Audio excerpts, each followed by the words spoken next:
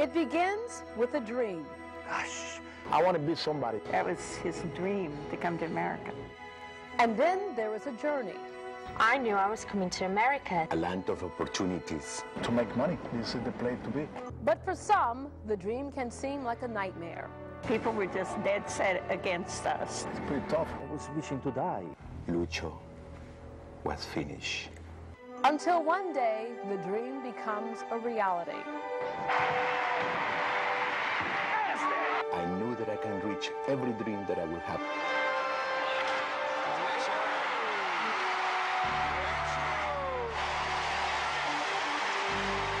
I was in shock. How could that happen? When you know in your heart you're going to do something, you can do anything. Some of Houston's most celebrated immigrants share their incredible struggles and how they found success by coming to America and making dreams come true. In America, there is no boundary for that. You can go from the very bottom to the very top. It's the spirit of freedom. The freedom to be able to do anything that you want to do. It's the spirit of family. It was a very, very tough struggle. It's the spirit of America. There is no other place in the world where you can turn your dreams alive. Next on Deborah Duncan.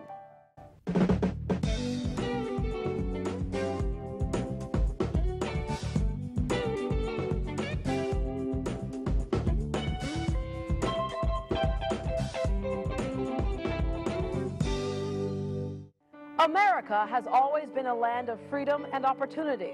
But on 9/11/2001, America's strength and liberty was tested like never before. From the terrorist attack on the World Trade Center in New York to the hijacked plane which crashed into the Pentagon, the horrific images out of New York and Washington have taught us all that even in America, freedom sometimes comes with a hefty price. America's greatness has always been rooted in her people. On today's show, you'll meet some of those people, immigrants, who learned the value of freedom firsthand by coming to America and working hard to make the American dream a reality. And you'll see why they believe America's freedoms should never be taken for granted. The Cleburne Cafeteria. It's a Bayou City institution, and for more than 60 years, the Cleburne has been a place for families to gather for great food and good friends. But some people may not realize the hardships involved to keep the Cleburne alive. Especially in the beginning, every payday we were praying we had enough money to pay the help. It was very, very difficult. For immigrant Nick Mickelis, it was all part of a dream, the American dream. Your father was working in this business straight up to the day that he died. Yes, he was. But did you see it in his eyes, the pride that he was able to accomplish that American dream, and then died knowing that you were going to take that dream even further? You know, I think I did. I think one time I noticed it more than ever before was when we were preparing the Thanksgiving turkeys, and we do a lot of boxed turkey dinners because moms don't cook anymore like they used to in the old days. They don't have time. And I just saw him just standing there. I said, Pop, I call him Baba. That's what you call your dad in Greek, Baba. I said, Baba, what do you just kind of just nodded and said, I just can't believe we're cooking this many turkeys. I just can't believe it, you know. And I could just tell he was really impressed with the fact that we had built this business from maybe a dozen turkeys at Thanksgiving to well over 200 turkeys at Thanksgiving, and now well over 500. And he said, you know, you just don't know how much anxiety I had in trying to teach you this trade, the cafeteria business, because I really wanted to leave something to you, and I didn't have a formal education, and I didn't have the things that a lot of the men in this country have, but I really wanted to teach you this business. And that's how I learned it, through my mom and my dad. The move from the island of Patmos, where he was born, which is a small island out in the Aegean Sea, off the coast of Greece, to America is a monstrous move. And to come to this country and not speak the language, and to leave your father and mother and all your family behind. When he decided to come to America, he went to Athens. It took him 1.5 years to get a number to get out of Athens. You know, he had to go to the embassy every day. They would never say, come in a week, come in a month. They'd say, come tomorrow. So every day he thought, well, maybe tomorrow I'll get it, you know. Did he tell you why he never gave up on that effort, why he kept coming back? Oh, he wouldn't have dreamed of it. Wouldn't have dreamed of it. That was his dream, to come to America.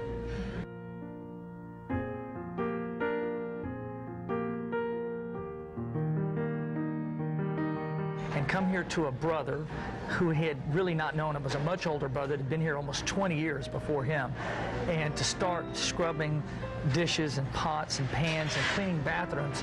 And started washing dishes for $9 a week. And And my husband, being who he was very quick to learn. He was quick to pick up. We'd be in the kitchen, but he'd be watching what was going on. I mean, it's a very humbling experience. You feel lost. He told me it was very lonely. It was very difficult. And along the way, his brother encouraged him and helped him to gain his confidence. And then he met my mother and started to learn the language. Came through Ellis Island. Mm-hmm. Did he ever describe to you what it was like when he got off that boat? He got off the boat and out of at Ellis Island and had a little note on him saying Houston, and he came by train.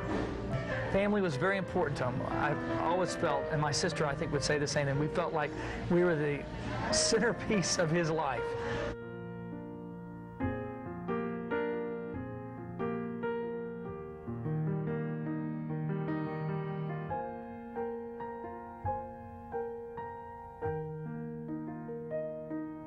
He had so many little maxims for hard work, and that's all I remember growing up is you're going to work hard. Yeah. And good things will come from hard work. Yeah, and it did. It did. It's true. On any given day, do you feel like your dad's still with you? Absolutely. All the artwork around the cafeteria, every painting he's painted in here has a beautiful story behind it. And I cherish the memories that he's given me from that, and I feel like I'm in the same business. I was at the farmer's market the other day, and just the smells of the market instantly took me back to being a little boy with him. And he would carry me on his shoulders, and we'd pick out the greens and the tomatoes, and so there's no question. I feel a great honor to be in the same business my father was in. I always said growing up, I want to be just like him, and basically I'm doing the same thing he's doing.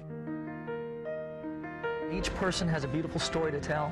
And I think my father, he really ingrained that in me at a young age. Said, you know, you learn a different language, you learn a different culture, you learn something new about somebody else, and you learn something new about yourself as well. And in so many countries, there are so many restrictions and containments on what you're able to accomplish, and you're only able to go to a certain level and no further.